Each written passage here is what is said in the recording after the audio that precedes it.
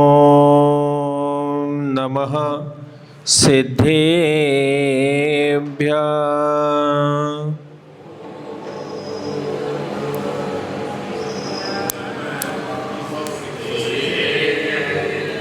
ॐ नमः सिद्धेभ्यः।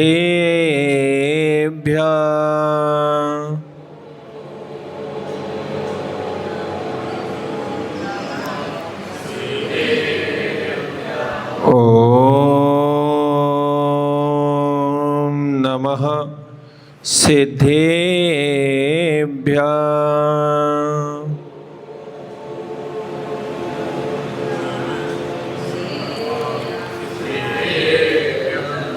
मंगलम भगवान अरहन मंगलम विश्वभोजिना मंगलम पूज्य पादार्यो पंथो जिनागमोस्तुतम जिनागम पंथ मंगलम। राणं शरणं मे दंशणं च शरणं चर्य शरणं च तव संयमं च शरणं भगवन् शरणो महावीरो भगवन् शरणो महावीरो भगवन् शरणो महावीरो। राग में तुम नहीं द्वेष में तुम नहीं नावे भावों में तुम क्लेश में तुम नहीं पालिया आपने आप में आप धन हे विमर्श गुरु आप को शत नमन हे विमर्श गुरु आप को शत नमन हे विमर्श गुरु आप को शत नमन। जय बोले देवदेक्कजशी आदिनाथ भगवान की, देवदेक्कजशी चिंतामणि पार्श्वनाथ भगवान की, वर्तमान शशनेक्कजशी महावीर स्वामी की, परम पुण्य पावनी सतराष्ट्रों की समझ चक्रदशी महेश गजी महाराज की, जिनागम पंथ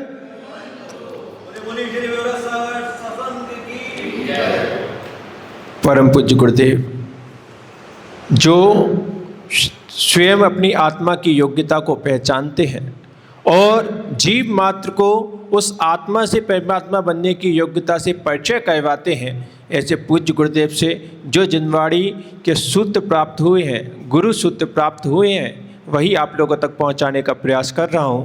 पूज्य गुरुदेव मुझे आशीष प्रदान करेंगे। नमोस्तु भगवान। योग्य कौन यह जान जरा, निज को तू पहचान जरा। योग्य कौन यह जान जरा, निज को तू पहचान जरा। इस संसार में भटका क्यों, कर ले इसका ज्ञान जरा। इस संसार में भटका क्यों, कर ले इसका ज्ञान जरा।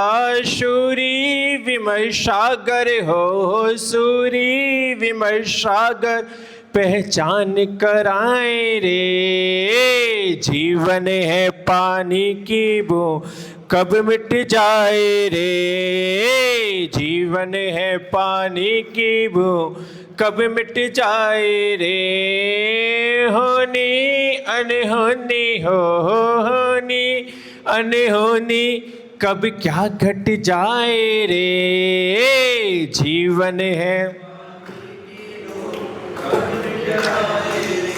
जीवन है पानी की बूंद कब मिट जाए रे। जयदु जिनागम पंथो अनादि अनिधन जिनागम पंथ।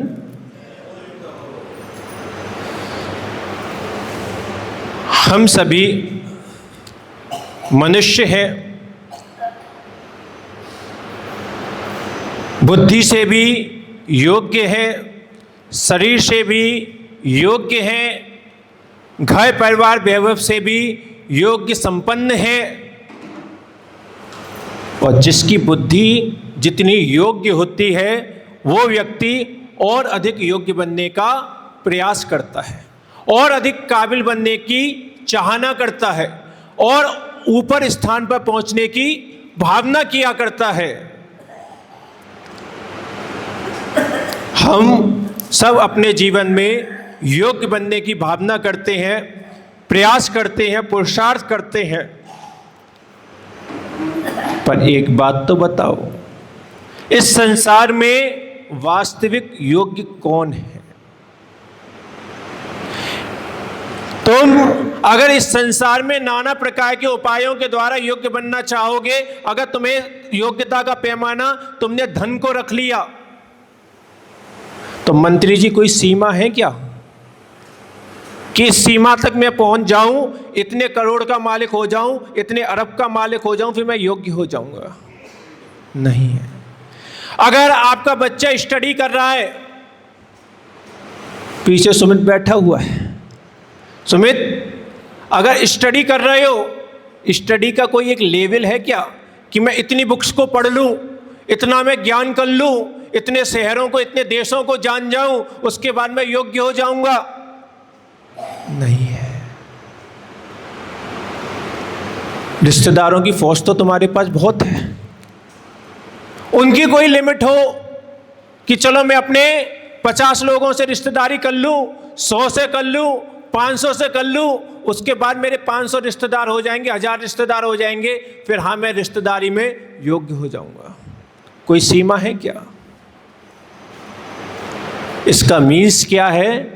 चाहे तुम धन के लिए पुरुषार्थ करो, चाहे तुम ज्ञान के लिए पुरुषार्थ करो, चाहे तुम रिश्तेदार नातेदारों को बढ़ाने के लिए पुरुषार्थ करो, पर यह कोई भी पैमाना तुम्हें योग्य नहीं बनाता। यह तो एक अंधी दौड़ चल रही है। अगर इस संसार में वास्तविक योग्य पुरुष देखोगे तो मात्र 3 लोग मिलेंगे जो योग्य हैं। एक सच्चे देव, एक सच्चे शास्त्र, एक सच्चे गुरु। केवल 3 ही हैं जो इस संसार में वास्तविक योग्य हो पाए हैं। पर विचार ये करो कि ये 3 योग्य क्यों हैं? चलो सच्चे देव तो इसलिए योग्य हैं क्योंकि उन्होंने अपने अष्टकर्मों का नाश कर दिया, उन्होंने अपने स्वयं से पहचान कर ली, अपनी आत्मस्वरूप को पहचान लिया, उसमें लीन हो गए, स्थित हो गए, इसलिए सच्चे देव योग्य हैं। सच्चे शास्त्र वे हमें अष्टकर्म को नाश करने का उपाय बताते हैं, हमारी आत्मा से हम परमात्मा कैसे बने इसका उपाय बताते हैं, इसलिए चलो सच्चे शास्त्र भी योग्य हो गए। लेकिन गुरु ने तो 8 कर्मों में से एक भी कर्म का नाश नहीं किया। अभी गुरु महाराजों के, मुनि महाराजों के, निगंत मुनिराजों के 8 कर्म सत्ता में विद्यमान हैं। अभी तो तुम्हारे जैसे ही खाते हैं, तुम्हारे जैसे ही विश्राम करते हैं, तुम्हारे जैसे ही रहते हैं, तुम्हारे जैसे ही देखते हैं, तुम्हारे जैसा ही सुनते हैं। फिर गुरु महाराज योग्य कैसे हो गए? निगंत मुनि को योग्य क्यों कहने लगे? मुनिराजों को पंच महागुरु में स्थान कैसे मिल गया? उस नमोकार मंत्र में कैसे स्थान मिल गया?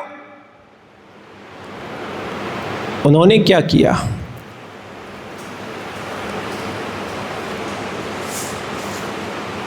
उन्होंने स्वयं से पहचान की। अभी तो सच बात यह है कि हम भले जिनालयों में आ रहे हैं, मंदिरों में आ रहे हैं, पार्श्वनाथ प्रभु के अभिषेक कर रहे हैं, सारे के सारे पुजारी लोग बैठे हुए हैं लाइन से, पार्श्वनाथ भगवान का अभिषेक कर रहे हैं, लेकिन भगवान कौन है ये अत्ते पते नहीं है। कल शाम को मैंने एक प्रश्न कर दिया था कि भगवान किसे कहते हैं, तो सुमित बोलने लगा महाराज जी आज शाम को तो मैं पीछे बैठा था, अब तो मैं गेट पर बैठूंगा क्योंकि मुझसे पूछ लिया तो। विचार करो, हम भगवान के पास आ रहे हैं, जिनालयों में आ रहे हैं, पर हम भगवान को पहचानते कितना है, उस परमात्मा को जानते कितना है। हम आज भगवान से पहचान नहीं कर पा रहे, निगंत गुरुओं से पहचान नहीं कर पा रहे, मां जिनवाड़ी को नहीं पहचान पा रहे। अगर आपसे पूछा जाए, आपको राम की कथा याद होगी, महाभारत याद होगा, लेकिन अगर तुमसे मत इतना पूछ लिया जाए कि बेटा एक बात तो बताओ, अपने यहाँ पे द्वादशांग होता है, भगवान की वाणी द्वादशांग रूप खिड़ती है, उसमें द्वादशांग अंग के नाम क्या क्या हैं? किसी को पता है? विचार करो।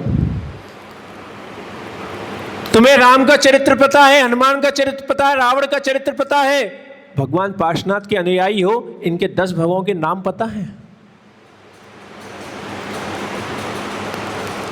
आज तक हम ना भगवान के जो बाहरी रूप है, अभी तो बाहरी रूप से भी पहचान नहीं कर पा रहे, भीतर स्वरूप से क्या पहचान करेंगे? एक तुम लोग भजन बोलते हो, नाम तुम्हारा तारणहारा, कब तेरा दर्शन होगा। नाम तुम्हारा तारणहारा, कब तेरा दर्शन होगा। तेरी प्रतिमा इतनी सुंदर, तू कितना सुंदर होगा। नाम तुम्हारा तारणहारा। इस भजन में क्या बताया जा रहा है? भजन तो बहुत लोगों ने सुना होगा, लेकिन भजन को सुनने के बाद में कभी चिंतन किया, इसमें क्या बताया? तेरी प्रतिमा इतनी सुंदर, तू कितना सुंदर होगा। अर्थात हे प्रभु, जिसका मैं दर्शन कर रहा हूं, जिसको मैं देख रहा हूं, जिसको मैं निहार रहा हूं, वो तो क्या है? तेरी प्रतिमा मात्र है, तू कुछ और है, तू कहीं और है। तेरा रूप भले ही मुझे दिखाई दे रहा है, पर तेरा स्वरूप कुछ और है। उस स्वरूप से पहचान कितने लोगों ने कर पाई?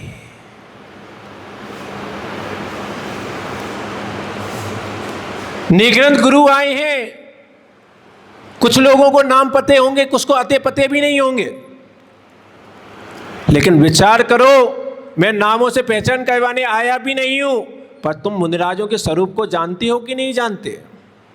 क्या जानते हो कि बस हमारे निगंत मुनिराज जो कपड़े बिना कपड़ों के रहते हैं, जो मोर पंखी की पीछी ले लेते हैं, वे मुनि होते हैं? तो बेटा ऐसे तो अन्य साधु भी होते हैं। और सुन लो, हिमालयों पर रहने वाले नागा बाबा कहलाते हैं, वो भी बिना कपड़ों के रहते हैं। क्या कहोगे उन्हें? निगंत मुनिराज।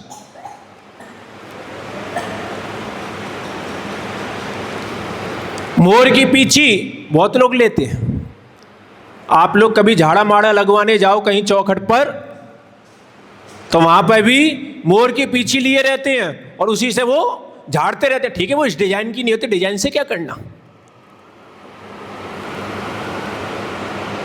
अगर तुमने केवल निगंत मुनिराज की बेटा इतनी ही पहचान समझी है, तो अभी तुमने निगंत मुनिराज को जाना ही कहाँ है। हम नमोकार मंत्र बोल रहे हैं, जिसका मूल अनादि मंत्र हमारा ये है, जन्मजात मिला हुआ सिरप है। जैन धर्म में जब पैदा हुआ जाता है तो यहां पर केवल बुढ़िया की घुट्टी ना पिलाई जाती, यहां पर तो जब बच्चा पैदा होता है तो बच्चे को पैदा होने के साथ नमोकार मंत्र की घुट्टी पिलाई जाती है। यहां पर जिनेन्द्र देव के चरणों में लाया जाता है उस 45 दिन के बच्चे को, और सबसे पहले अगर उसको कोई मंत्र दिया जाता है, कोई कान में कोई धर्म का शब्द फूका जाता है, तो वो कौन सा शब्द होता है? महामंत्र नमोकार होता है। बचपन में जब बच्चे को बोलना भी नहीं आता, तब भी उसको तोतली जवाब में याद करवाया जाता है, बोलो बोल बेटा नमो वाली अंताड़म, तो वो बोलता नमो वाली अंतालम। बोलो नमो सिद्धारम नमो तिद्दालम, बोलो नमो आयरियारम नमो आलियालम, बोलो नमो वज्रायरम नमो दालम, बोलो नमो ले सबसा नमो ले तत्तालम। तोतली जबान में भी बोलता है। उस बच्चे की वो तोतली जबान जिसको अभी केवल वो शब्द याद करवा रहे हो, उसको शब्दों का भावार्थ नहीं पता, उसको शब्दों का अर्थ नहीं पता, उस शब्द में क्या भरा हुआ है नहीं पता, पर उस बच्चे के मुख से वो तोतली जबान का नमोकार मंत्र भी बहुत शोभायमान होता है। कल एक महानुभाव हमारे पास अपने बच्चे को लेकर आए और बोलने लगे कि महाराज जी अभी तक इसने 9 तक की काउंटिंग याद करी है, और लेकिन सुमित भैया ही तो लेकर आए थे अपने एक मित्र को, तो उनके बच्चे को 9 तक याद था, उसने तो 9 बार नमोकार मंत्र काउंट करके बताया। तो वो बच्चा है, अगर वो 9 बार नमोकार मंत्र भी पढ़ लेता है तो अच्छा लगता है, भले ही वो स्वरूप को जाने ना जाने, लेकिन फिर भी उसकी जबान से वो शोभायमान होता है। क्यों? क्योंकि वो अभी बच्चा है। लेकिन अगर आज तुम भी केवल नमोकार मंत्र बोले जा रहे हो, लेकिन अरहंत कौन होते हैं, सिद्ध कौन होते हैं, आचार्य उपाध्याय साधु कौन होते हैं, जब तक हम इस बात को ही नहीं जान पा रहे, तो फिर उस बच्चे में और तुम चच्चे में क्या अंतर बचा?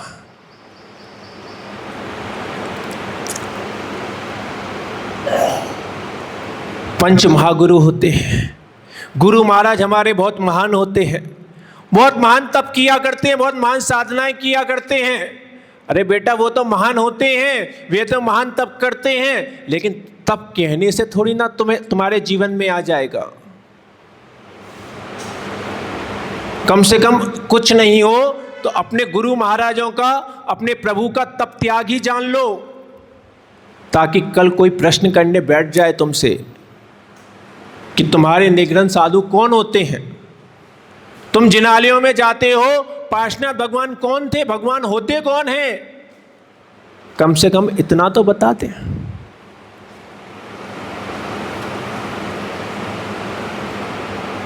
हम केवल ये कहे जा रहे हैं कि गुरु महाराज महान हैं, सच्चे देव महान हैं, वे काबिल हैं, वे योग्य हैं। अरे बेटा वो योग्य हैं, पर योग्य क्यों हैं? वो योग्य इसलिए हैं क्योंकि उन्होंने पहचाना है किसको? स्वयं की आत्मा को पहचाना है, मंदिर में बैठे परमात्मा को पहचाना है। सच बात यह है कि आज हम पहले तो स्वयं को ही नहीं पहचानते, हम अपने नामों से अपने को पहचानते हैं, हम अपने पदों से अपने को पहचानते हैं। लेकिन अगर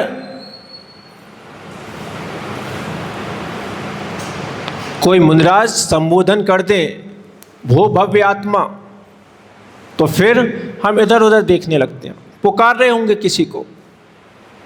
हाँ, अगर मंत्री जी कह दें तो मंत्री जी तुरंत हाथ जोड़ लेते हैं,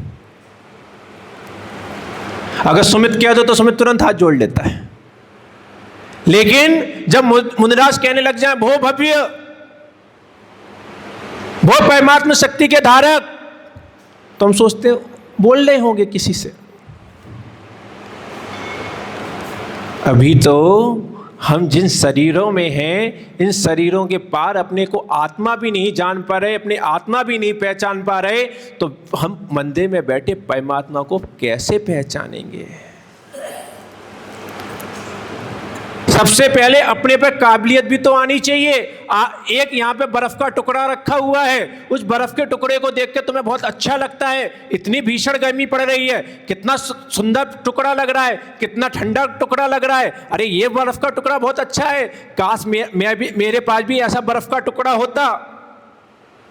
घर में पानी की टंकी भरी रखी है, घर में फ्रीज रखा है, और पड़ोसी की बर्फ को देखकर तू ललचा रहा है।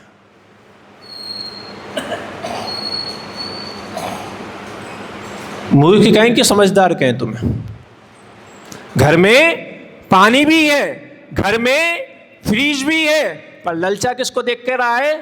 पड़ोसी की बर्फ को देख के ललचा रहा है। तू आत्मा भी है, तुझमें भगवान बनने की योग्यता भी है, पर ललचा किसकी वैभव को देख के रहा है? पार्श्वनाथ के वैभव को देख के ललचा रहा है।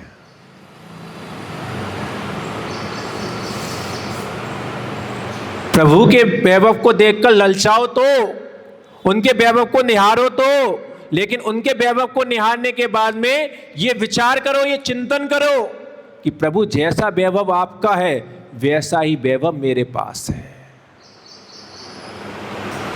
ये जैन दर्शन की, जैन धर्म की सबसे बड़ी विशेषता है। आप दुनिया के किसी भी दर्शन के पास चले जाना, किसी भी मत के पास चले जाना, वो आपको भक्त बनाएगा। हर दुनिया में जितने भी भगवान पूजे जा रहे हैं, भगवान के नाम से पूजे जा रहे हैं, हर व्यक्ति एक ही बात कह रहा है कि बेटा तू तो मेरा भक्त बन जा, तू तो मेरा चेला बन जा, मैं तेरा उद्धार कर दूंगा।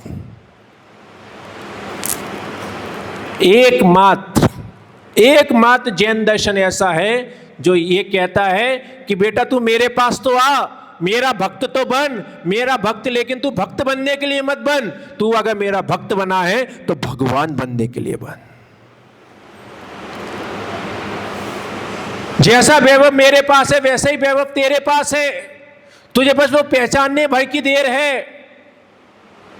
जैसे एक डॉक्टर तुम्हारे शहर में है, मुरादाबाद में एक डॉक्टर है, बहुत फेमस डॉक्टर है। अब तुम डॉक्टर के पास जाते हो, उसकी बड़ी विनय अनुनय भी करते हो, कुछ रोग बीमारी हो जाती है उसके पास जाके समाधान भी प्राप्त करते हो, उससे दवा भी ग्रहण करते हो। अब तुम जीवन भर लेकिन डॉक्टर के गुणगान करते रहो, उसकी विनय करते रहो, लेकिन तुम स्वयं भी डॉक्टर बन सकते हो, ये विश्वास ना ला पाओ तो फिर वो तो बेटा डॉक्टर है तो वो अपने लिए है, तुझे क्या दे जा रहा है। अगर भगवान पार्श्वनाथ भगवान है तो वो अपने लिए हैं, तुम्हें क्या दे जा रहे हैं। तू तो जीवन भर केवल उनका भिखारी बन के रह गया। भगवान ने भिखारी बनना ना सिखाया था। आज हमारी जितनी पूजाएं हो रही हैं, जो अभिषेक हो रहे हैं, जो विधान हो रहे हैं, जो जाप मालाएं हो रही हैं, जो उपवास व्रत हो रहे हैं, किसके लिए हो रहे हैं कि भगवान मैं आपकी पूजा अर्चना कर रहा हूं, इससे मुझे क्या मिल जाए, स्वर्ग मिल जाए। भगवान मैं आपकी पूजा अर्चना कर रहा हूं, इससे मुझे क्या मिल जाए, मेरे बच्चों का रिश्ता नहीं हो रहा, बच्चों का रिश्ता हो जाए। भगवान मैं आपकी आराधना कर रहा हूं, आपकी आरती कर रहा हूं, किस लिए कर रहा हूं कि भगवान मेरे बच्चों का कैरियर नहीं बन पा रहा, बहुत सालों से अटके हुए हैं, जॉब में नंबर नहीं आ पा रहा, मेरे बच्चों का जॉब में नंबर आ जाए। तू जिन कुल में पैदा हुआ था, तू भगवान बनने के लिए पैदा हुआ था, तू अपनी आत्मा को जानने के लिए पैदा हुआ था, पर तू क्या बन गया, तू भिखारी बन गया। जिनेन्द्र देव ने तुझे भिखारी नहीं बनाया था, उन्होंने तो तुझे तेरी योग्यता से परिचय करवाया था। जिनेन्द्र देव कभी अपना भक्त नहीं बनाते, चेला नहीं बनाते, वो भगवान बनाते, वो तुम्हें श्रद्धा लाते हैं कि बेटा जैसा तू है वैसा ही मैं था, जैसा मैं था वैसा तू है। ना थे आपका भूतकाल में, तुम भविष्य मेरे। भगवान के दर्शन करने जाते हो ना, मौन पूर्वक मत जाया करो। आज मैं शांति धारा करवाने के लिए गया था, बहुत से पुजारियों को देख रहा था कि जब शांति धारा के समय पर बोलने का नंबर आ रहा था, जब वहां पर छिंदे छिंदे बिंदे बिंदे बोलना था, जब तथास्तु सदास्तु बोलना था, तब लोग वहाँ मुंह बंद करे करे बैठे हुए थे। बहुत से बोल भी रहे थे, देख मैं सबको रहा था। जो मैं बीच बीच में रुक जाता था वो इसलिए मुझे थोड़ा सा डिस्टर्बेंस हो जाता था, क्योंकि मैं यही देख रहा था कि बोल कितने रहे हैं। तुम्हें जो ये वचन वैगणाएं मिली हैं किसके लिए मिली थी? अरे ये वचन वैगणाएं बाहर अपने रिश्ते निभाने के लिए नहीं मिली थी, ये वचन वैगणाएं प्रभु से रिश्ता बनाने के लिए मिली थी। ये वचन वैगणाएं गुरु से रिश्ता बनाने के लिए मिली थी। ये वचन वैगणाएं किसी को गाली देने के लिए नहीं मिली थी, ये वचन वैगणाएं गुणगान करने के लिए मिली थी। और एक बात और बता दूं, जब तुम जिनागम का स्वाध्याय करोगे, माँ जिनवाड़ी के आंचल का दुग्ध पान करोगे, तब तुम्हें मिलेगा कि जो अपन तुम्हारी वचन वैगणाएं हैं, जो व्यक्ति भगवान के गुणगान में या गुरु के गुणगान में अथवा माँ जिनवाड़ी के गुणगान में अपनी वचन वैगणाओं का उपयोग नहीं करते, वे कालांतर में जाके हकले अथवा तुतले होते हैं। तुम लोगों ने बहुत लोगों को देखा होगा जो बड़े भी हो गए लेकिन जवान हकली है, जवान तुतली है। वो ऐसे क्यों हैं? क्योंकि उन्होंने भी कभी किसी निगंध गुरु के गुणों का गुणगान नहीं किया, कभी जिनालयों में आके स्तुति गान नहीं किया। जबकि जिनालय कैसे होते हैं? वे तो जिनेंद्र देव की स्तुतियों से भरे हुए होते हैं। आप बोलते हो ना, उदक चंदन तंदुल पुष्प कैश्चर सुदीप सुधु फले ऐग कई गवल मंगल गान रवाकुले। चौथी लाइन मुझे भी आती है, पर मेरे प्रयोजन तीसरी लाइन से है। उदक चंदन तंदुल पुष्प के चर्षो दीप से धूप फल आएगे के। यहां पे 8 द्रव्यों का नाम ले लिया। धवल मंगल गान रवाकुले। रव मीन्स होती है शब्द, आकुले उन शब्दों से जो भरा हुआ है। क्या? जिनालय। जो जिनालय भगवान के मंगल गानों की, स्तुति गानों के शब्दों से भरा हुआ है, उस जिनालय में आके मैं प्रभु आपका अर्घ्य समर्पित कर रहा हूं। पर बहुत सारे लोग केवल मंदिरों में तो आते हैं लेकिन केवल एक्शन होते हैं। तो पहले चलती थी ना साइलेंट मूवी, आएंगे बढ़िया हाथ जोड़ लेंगे, बढ़िया बढ़िया 3 परिक्रमाएं दे लेंगे। माने उनके केवल मूवमेंट को देखते चलो, अब विचार करते चलो कि हाँ ये इस समय पर ये बात बोलना चाह रहे होंगे। ये दर्शन करने की विधि नहीं है। अरे ये तो अपनी वचन वैगणाओं को पवित्र करने के स्थान थे। ये जिनालय, मैं हमेशा कहता हूं जिनालयों को जिनालय ही मत मानो, ये तुम्हारे स्नान घर हैं। तुम्हारे घर के स्नान गृह तुम्हारे शरीर को पवित्र करते हैं, शुद्ध करते हैं। ये जिनालय तुम्हारी आत्मा को शुद्ध करते हैं, तुम्हारे वचनों को पवित्र करते हैं। जब एक श्रद्धावान श्रावक जिनालय में आता है तो जैसे उसको जिनेंद्र देव दिख जाते हैं, वो दूर से ही आह्लादित हो जाता है, प्रफुल्लित हो जाता है। और जिनालयों की तो बात छोड़ दो, जिनेंद्र देव की तो बात छोड़ दो, जब वो मात्र शिखर देख लेता है। शास्त्रों की बात बता रहा हूं। शिखर को जब देखो, शिखर को देखने के बाद सबसे पहले नमोस्तु करना चाहिए। 1000 उपवास का फल तो मां शिखर को नमोस्तु करने से लग जाता है। जिनालय थोड़ा सा जिनागम को पढ़ के देखो। हम यूं ही सामान्य जैसे इमारतों को देखते हुए आ रहे हैं, उनको देखने के बाद हमारे अंदर कोई भाव नहीं उठते श्रद्धा के, कोई भाव नहीं उठते विनय के। ऐसी आज हम जिनालयों की शिखरों को देख लेते हैं, जिनालयों के गेट को देख लेते हैं, जिनालय की चौखट को देख लेते हैं। पर हमें चौखट पर देखने के बाद भी उस चौखट को पूजने के भाव नहीं उठते। जबकि तुमने नव देवताओं का नाम सुना होगा,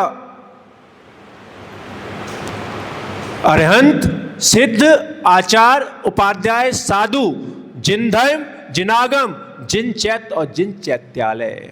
चैत्यालय क्या है? अपने आप में नव देवता है। जिन नव देवताओं में अरहंत भगवान का नाम आ रहा है, उसी नव देवता में उनका जिनालय का नाम भी आ रहा है। इसका मीन्स क्या है कि जितना आप पुण्य जिनेंद्र देव को दर्शन पूजन उनकी आराधना से प्राप्त करते हो, उतना पुण्य आप चैत्यालय की भी आराधना से प्राप्त कर सकते हो। पर वो भीतर श्रद्धा आए तब तो है। हमें जिनालय का शिखर दिख गया पर मन में कोई भाव ना आया।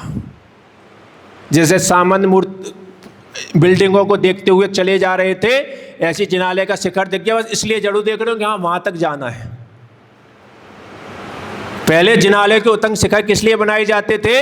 इसलिए बनाए जाते थे कि ये उतंग शिखर देख के जीवों के भाव आए। अगर कभी कदाचित कोई व्यक्ति इतना वृद्ध हो चुका है कि जिनालय में नहीं आ पा रहा, कोई व्यक्ति इतना रोगी बीमारी हो गया जिनालय में नहीं आ पा रहा, वो कम से कम जिनालय का शिखर देखकर ही वहां से दर्शन के भाव बना ले। इसलिए पहले उतंग शिखर बनाए जाते थे, लेकिन आज उतंग शिखरों का आपने यूज क्या करने लगे कि जिनालय है कितना दूर, वो शिखर दिख रहा है ना, वहीं तक जाना है मुझे। अरे मूर्ख, वो तेरे पुण्य का स्थान था। जिस शिखर को देखने मात्र से ही तू अनेकों उपवासों का फल प्राप्त कर सकता था, पर तूने वो पुण्य छोड़ दिया। फिर तू जिनालय आया, जिनालय में जिनेंद्र देव के द्वार तक आ गया। द्वार पर आने के बाद भी उस द्वार की देहरी को छूने की, उस देहरी के सामने झुकने की तेरी भावना हुई नहीं। पहले, अब तो बहुत बड़े बड़े, क्योंकि आजकल क्या आधुनिकता ज़्यादा है और आज आदमी झुकना चाहता नहीं है, इसलिए खूब बड़े बड़े गेट बनाए जाते हैं। लेकिन पहले आप लोगों को पता होगा, प्राचीन जगहों पर आज भी तुमने देखा होगा, उनके पास ऐसा नहीं है कि गेट बनाने का पैसा ना होता था। मूर्तियां तो बहुत उतंग बनाया करते थे, पर गेट कैसा बनाते थे, यहां पर तू झुक के जाए। आज जो कमरों के दर्द होने लग गए ना, साइटिका के दर्द हो रहे हैं और फलाना दर्द हो रहा है, ठिकाना हो रहा है, क्यों हो रहा है? क्योंकि हमने झुकना छोड़ दिया। पहले व्यक्ति झुका रहता था, अब अभिमान से अकड़ा रहता है। कभी विचार करना, बच्चे छोटे छोटे होते हैं, उनके अंदर अकड़ नहीं होती। बच्चे दिन में 10 बार 20 बार गिर जाते हैं, गिरते हैं तुरंत उठकर फिर चलने लगते हैं। तुम अगर एक बार भी गिर जाओ, क्या होता है? तुरंत हॉस्पिटल में दिखाई देते हो। क्यों? क्योंकि तुम्हारी रीढ़ की हड्डी में अकड़न आ गई है। बच्चों की वो अकड़न नहीं होती, इसलिए वो गिरते हैं तुरंत उठ के खड़े हो जाते हैं, जबकि उनमें ताकत ज्यादा है कि तुम में ताकत ज्यादा है? झेलने की ताकत किस में ज्यादा है? लेकिन वो बच्चा दिन में 10 बार 20 बार 30 बार गिर जाए, उस पर कोई फर्क ना पड़ता, तुम पे एक बार में ही फर्क पड़ जाता है। पहले जिनालय के गेट छोटे बनाए जाते थे और व्यक्ति उन चौखट को भी छूकर आगे निकलता था। भगवान की देहरी पर पैर नहीं रखता था, उस देहरी को फलांग के पैर रखता था। पर आज हमने केवल हमारा पूरा का पूरा फोकस, पूरा का पूरा पुण्य का स्थान हमने केवल जिनेंद्र देव की मूर्ति को मान रखा है ना। हमें, जबकि मूर्ति के जब तुम्हें साक्षात्कार होंगे तब होंगे बेटा, उससे पहले शिखर है, शिखर के बाद मंदिर का द्वार है, मंदिर के द्वार के बाद गर्भ स्थान है, गर्भगृह है, गर्भगृह के बाद में वेदिका है, वेदिका के बाद भगवान का सिंहासन है, सिंहासन के बाद फिर प्रभु है। ये सारी चीजें किसके लिए थी? तुम्हारे पुण्य वर्धन के लिए थी। और तुमने क्या किया? केवल भगवान के दर्शन का पुण्य प्राप्त किया। इन चीजों को तो तुमने बिल्कुल सामान्य समझ लिया। जिन सिंहासन आदि के अष्टप्रातिहार्यों का वर्णन भक्तामर स्तोत्र में आचार्य भगवान मानतुंग स्वामी कर रहे हैं, ये हर एक जब पढ़ोगे, उसको अर्थ सहित पढ़ोगे, तब देखना एक एक छंद में भगवान के एक एक प्रातिहार्य की वो महिमा गा रहे हैं और हम उनको देखकर भी उसकी महिमा ना समझ पा रहे हैं। तो जिनालयों में जब जाया जाता था तो उसका एक तरीका था, सलीका था। व्यक्ति जैसे ही जिनालय की चौखट पे पहुंचता था, उसके मुख से जय जयकार के शब्द होने लगते थे। ओम जय जय जय, भगवान आप जिनेंद्र देव आपकी जय हो, आपके गुणों की जय हो, आपने जो अनंत चतुष्टय प्राप्त किया उसकी जय हो। फिर व्यक्ति जैसी चौखट तक पहुंचता था, फिर बोलता था निश्चही निश्चही निश्चही। फिर थोड़ा सा आगे पहुंचा, फिर घंटा लगा होता था, उसको बजाता था। घंटा किसका प्रतीक है पता है? घंटा दिव्य ध्वनि का प्रतीक होता है, क्योंकि जो हमारे ये जिनाले हैं ये समूषण के प्रतीक हैं। और समूषण में क्या होता है, भगवान की दिव्य देशना खिड़ती है। अब वर्तमान में वो दिव्य देशना नहीं मिल पाती, इसलिए व्यक्ति उस घंटे के नीचे बजाता है और खड़ा होता है और विचार करता है कि प्रभु जैसे इसकी ध्वनि हो रही है ऐसी आपकी ओमकार में ध्वनि हुआ करती थी। इसलिए जब भी जिनालय में आओ तो घंटे के बजाने के बाद खड़े जरूर हुआ करो। और ये साइंटिफिक भी है, आज साइंटिस्ट भी इस बात को बोल रहे हैं, देखो तुमने अपने धर्म के स्थानों को छोड़ दिया, धर्म क्रियाओं को छोड़ दिया, लेकिन जितनी भी धर्म की क्रियाएं वे साइंटिफिक भी हैं। मैं तो हमेशा ये एक बात कहता हूं कि धर्म बेटा अगले भव के लिए नहीं है, धर्म तुम्हारे इस जीवन को ही व्यवस्थित बनाता है। साइंटिस्ट कहते हैं कि घंटे को बजाने के बाद उसके नीचे खड़ा होना चाहिए। उसकी जो वेव्स होती हैं जब वो हमारे मस्तिष्क से टकराती हैं तो जितने भी टेंशन डिप्रेशन वाले हैं इनकी सारी की सारी नसें जो ब्लॉक हो चुकी हैं वे ब्लॉक नसें खुल जाती हैं। हमारे पास उतना समय तो हो, इसलिए गए हो ओम जय जय जय नमोस्तु नमोस्तु नमोस्तु। अरे भगवान जब पहुंच के करूंगा तब कर लूंगा, पहले कम से कम दूर से तो नमोस्तु कर लूं। अपने मित्र के पास मिलने जाते हो, मैं आज हो क्या रहा है, हमें बाहर के रागी देशी जीवों से तो बहुत स्नेह है, बहुत प्रेम है, बहुत मोहब्बत है, और भगवान से इनसे तो ऐसे परिचय करते हो जैसे किसी अजनबी व्यक्ति से मिल रहे हो। गुरुओं से ऐसे परिचय करते हो किसी अजनबी व्यक्ति से मिल रहे हो। तुम्हारा कोई मित्र हो और तुम्हारा कोई मित्र तुमसे मिलने आए, चेहरे पे कितने खुशी, कितनी प्रसन्नता, कितने दांत दिखने लग जाते हैं। और अगर जिनालयों में आ रहे हो, गुरु महाराज के पास आ रहे हो, कोई हंसी खुशी दिख ही नहीं रही, कोई प्रसन्नता का माहौल दिख ही नहीं रहा, जैसे कुछ बोलना ही ना आता हो। एक रागी देशी जीव मिला है, तुम्हारा कोई मित्र मिला है, उससे बोलने से पहले तुम्हें सोचना नहीं पड़ता। अगर वो रास्ते में भी तुमसे मिल जाता है, पता नहीं चलता उससे बातें करते में कब आधा घंटा, 1 घंटा, 2 घंटा व्यतीत हो गए। पर जब गुरु महाराज के पास आओगे तो पहले ही पूरा सोच विचार के आओगे कि मुझे उनसे ऐसी ऐसी बात करनी है, मुझे उनको ऐसा ऐसा कहना है, उनसे ऐसा ऐसा, कितनी तुम्हारी बिल्कुल नपी तुली बातें, उसकी पूरी लिस्ट, उसकी पूरी प्लानिंग, सब कुछ चल रही है। क्यों चल रही है?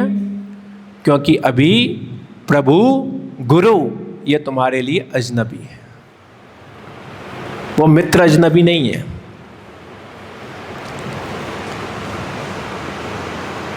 अरे जिनसे रिश्ता बना रहे हो ये रिश्ते तुम्हारे एक भी काम में आने वाले नहीं, और इस बात को तुम बहुत अच्छे से जानते हो।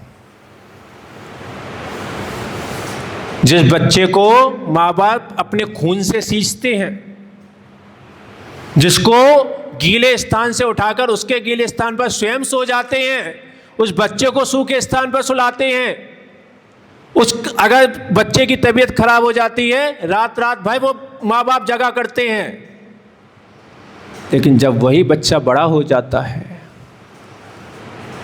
वो तुरंत, तुम भी आजकल उन्हें सिखा ही रहे हो और वो भी सीखे हुए हैं कि हमें बड़ा होना है और बड़ा होने के बाद में कहीं दूसरे शहर में जा बसना है।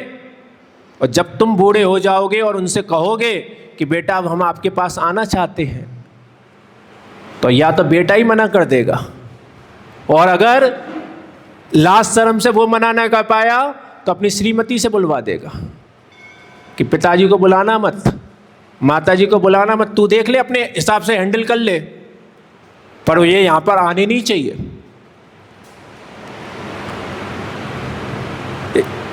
रियलिटी है आज की। तुम कितना भी अपने बच्चों को श्रवण कुमार मानते हो, लेकिन ध्यान रखना, ये जितने भी तुमने रिश्ते बनाए हैं, चाहे वो घर परिवार के हो, चाहे पड़ोसी के हो, चाहे नाते रिश्तेदारों के हो, तुम्हारे रिश्ते बहुत अच्छे हैं, सब तुम्हारा बहुत ध्यान रखते हैं, सब तुम्हारी बहुत केयर करते हैं। बस तुम मेरी एक सलाह मानना कि इन रिश्तों को कभी आजमाना मत।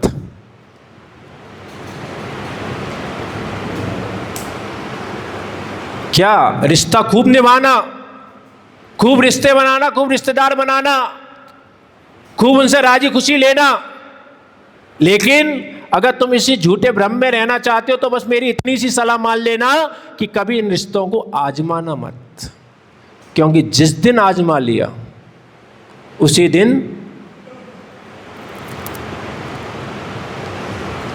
ऐसे रिश्ते बिखरेंगे, ऐसे रिश्ते बिखरेंगे, ऐसे गायब हो जाएंगे जैसे कपूर गायब हो जाता है।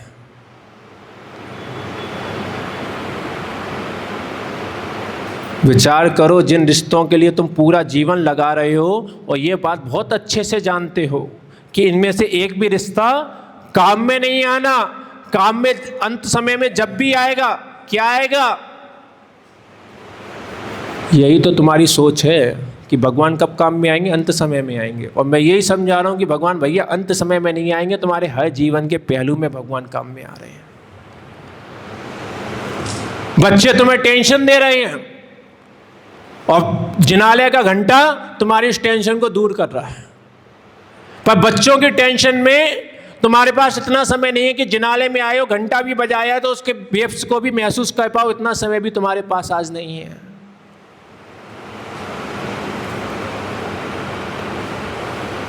उस घंटे के नीचे खड़ा हुआ जाता है, उसके वेव्स को महसूस किया जाता है, उसके बाद फिर आगे बढ़ा जाता है, और जब आगे बढ़ा जाता है तो कोई ना कोई दर्शन पाठ स्तुति पढ़ी जाती है। प्रभु प्रतीत पावन, मैं अपावन, चरण आयो शरण जी। अरे कभी भाव तो कर लो, नहीं कह रहा कि दीक्षाएं ले लो, नहीं कह रहा कोई त्यागी व्रती बन जाओ, कोई प्रतिमा ले लो, कुछ मत करो, लेकिन जिन जिनालयों में आ रहे हो, जिन प्रभु से मिलने आ रहे हो, कम से कम उनसे मिलना ही सीख लो। कभी ये भावी बना लो, प्रभु पतित पावन, मैं अपावन। प्रभु आप पतितों को पावन करने वाले हो, पापियों के पाप को नष्ट करने वाले हो, मैं कौन हूं? मैं पतित हूं। कम से कम इतनी ही सी आलोचना तो कर लो, एक लाइन की तो आलोचना कर लो भगवान के सामने। पर आलोचनाएं नहीं हो रही आज जिनालयों में आकर, केवल मैं सेठ हूं, मैं नगर सेठ हूं, मैं फैक्ट्री का मालिक हूं, जिनाले आया हूं। कम बात समझ रहे हो क्या प्रभु? तुम्हें क्या पता मैं कितना बिजी आदमी हूं, फिर भी 10 मिनट तुम्हारे लिए निकाल के आया हूं। एहसान मानो गुरुजी, तुम एहसान मानो कि तुम्हारे प्रवचन में आकर बैठ गया हूं, वरना तुम क्या समझ रहे हो मुझे? यहां पे बैठे बैठे ही 10 फोन तो आ चुके मेरे, फिर भी बैठा हूं। आज व्यक्ति देव साज गुरु पर एहसान कर रहा है। बेटा तू क्या एहसान करेगा, ये तो तू देव साज गुरु की करना समझ करना, क्योंकि आज मैं तुम्हारे बीच में आया हूं, आज के बाद जब भी चला जाऊंगा और फिर कब आऊंगा नहीं पता, आऊंगा भी नहीं आऊंगा नहीं पता, फिर भी तुम्हें इतना कुछ सुना रहा हूं। प्रयोजन क्या है? व्यक्तिगत स्वार्थ क्या है मेरा? तुम मेरे नाम की जय जयकार करो, मैं बहुत अच्छे से जानता हूं जिस दिन इस व्यस्तता से बाहर होऊंगा, ज़्यादा ज़्यादा नगर की सीमा तक, और बहुत ज़्यादा हुआ तो अगले स्टॉपेज तक छोड़ने के बाद पीछे मुड़ के भी अगर इतने लोगों में से एक आध लोग भी आ जाएं, बहुत बड़ी बात है। उसके बाद भी तुम्हें उपदेश दे रहा हूं, तुम्हें तुम्हारे धर्म से परिचय करवा रहा हूं, तुम्हें तुम्हारी क्रियाओं को करवाना सिखवा रहा हूं। प्रयोजन कितना है मेरा? स्वार्थ कितना है मेरा? बस इतना सा स्वार्थ है जैसा एक स्वार्थ एक पिता का अपने बच्चों के प्रति होता है। जब बच्चे छोटे होते हैं, बच्चे नहीं जानते कि स्कूल जाने से क्या होता है, तो वो बच्चे कहते हैं नहीं नहीं मैं स्कूल नहीं जाऊंगा। तुम जानते हो स्कूल जाने से क्या होता है, इसलिए तुम अपने बच्चों को स्कूल भेजते हो। साम दाम दंड भेद जैसे बनता है वैसे भेजते हो, प्यार से समझाते हो। नहीं मानता तो फिर टॉफी चॉकलेट का लालच दे के भेजते हो, और जब तब भी नहीं मानता तो फिर ये तो है ही है, ये लगा लगा के भेजते हो। पर स्कूल भेजते हो। क्यों भेजते हो? क्योंकि तुम्हें पता है कि इसके स्कूल जाने से क्या होगा। ऐसे ही बेटा, जैसी तुम्हारी करना तुम्हारे बच्चों के प्रति है, तुम्हारी बुद्धि तो बहुत संकुचित है। तुम्हारी बुद्धि केवल तुम्हारे बच्चों के भविष्य बनाने में लगी हुई है। पड़ोसी का बच्चा फेल होता हो, फेल हो जाए, पड़ोसी का बच्चा आवारागर्दी करता हो, आवारागर्दी करे, मेरा बच्चा योग्य होना चाहिए। लेकिन जो मुनिराज हुआ करते हैं, जो गुरुजन हुआ करते हैं, उनकी करना इतनी संकुचित नहीं होती। वो पूरी की पूरी जैन समाज को पुत्रवत मानते हैं। और बस ये बात अलग है कि कोई कोई उनके पुत्र बड़े योग्य होते हैं, क्योंकि कुछ कुछ बच्चे ऐसे होते हैं जो खुद ही स्कूल जाना चाहते हैं, उन्हें रोका जाता है और वो रोने लगते हैं कि नहीं मुझे तो स्कूल जाना है। तो कुछ तो संतानें ऐसी होती हैं जो कहती हैं नहीं मुझे स्कूल जाना है, और कुछ संतानें ऐसी होती हैं जिनको फिर साम दाम दंड और भेद भेजा जाता है। मुरादाबाद के बच्चे कैसे हैं? साम यूज होगा, दाम यूज होगा, दंड यूज होगा कि भेद यूज करना पड़ेगा। जो भी करना पड़े मुझे बता देना अलग से, मैं वही यूज कर दूंगा। चीजें सब है मेरे पास, पर अभी पुचकार रहो कि बेटा श्रावक हो। साधु बनने की नहीं कह रहा मैं, क्योंकि मुझे मालूम है मुझसे पहले जाने कितने आके चले गए यहाँ से। जब वो तुम्हें वहाँ से उठा के यहाँ नहीं बिठाल पाए तो मैं क्या बिठाल पाऊँगा। लेकिन तुम जहाँ बैठे हो, जिन पुजारियों के वस्त्रों में बैठे हो, कम से कम इन पुजारी जो धोती दुपट्टा पहने हो, इसी की महिमा गरिमा सीख जाओ। बस तुम्हारी धोती दुपट्टे की महिमा गरिमा सिखाने के लिए ही आया हूँ। भगवानों के जयकार बहुत हो गए, गुरुओं के जयकार बहुत हो गए, अब अपने जयकार की तैयारी करो। क्योंकि शास्त्रों में भगवान के गुणगान तो किए गए, मुनिराजों के गुणगान तो किए गए, लेकिन हमारे ही आचार्य भगवंतों ने श्रावकों के भी गुणगान किए हैं।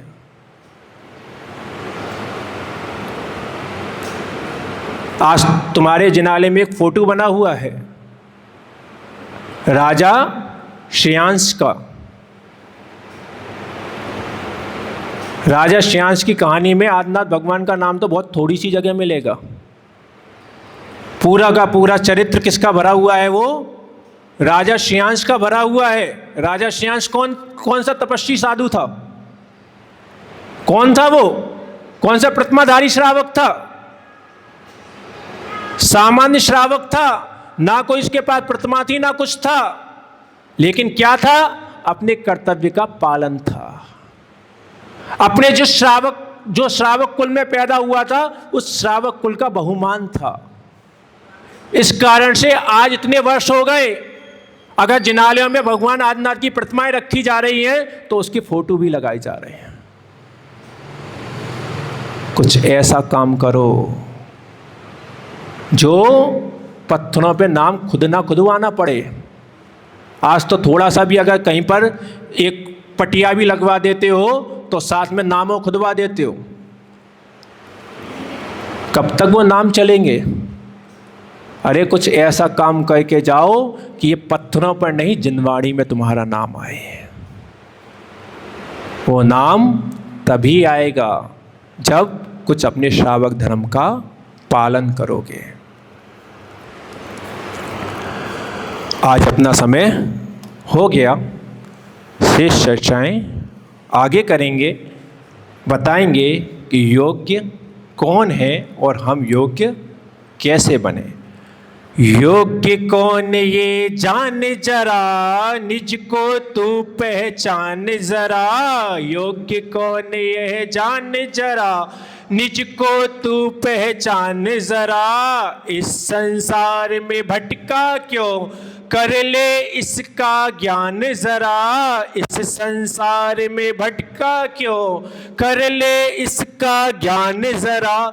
सूरी विमर्शागर हो, शूरी विमर्शागर, तुझे ज्ञान कराए रे। जीवन है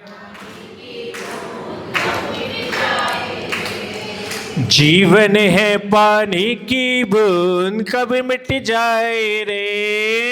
होनी अनहोनी हो होनी अनहोनी, कब क्या घट जाए रे। जीवन है जीवन है पानी की बूंद, कब मिट जाए रे। जय बोले परम पूजनीय बाल संत राष्ट्रयोगी समाचार गुरुदेव श्री महेश सागर जी महाराज के जिनागम पंथ